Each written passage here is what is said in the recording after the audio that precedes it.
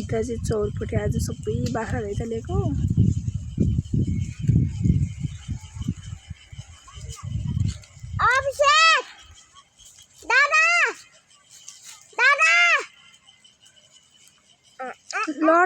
लड्छ अनि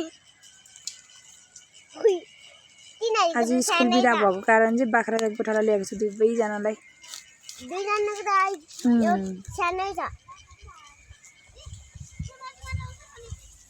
यो चाहिँ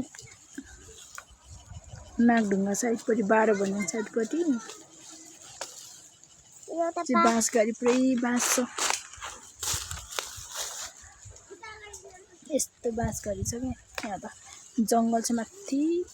मेरो फार्मको छेउमा चाहिँ एकदम धेरै ठुलो जङ्गल छ।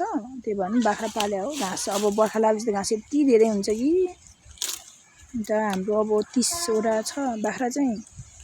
अब 50 वटा जति पाल्नु पाए चाहिँ हुन्थ्यो भने। र चाहिँ मलाई यस्तो खुसी लाग्छ बाख्राहरू पाठाहरूसँग खेल्नलाई।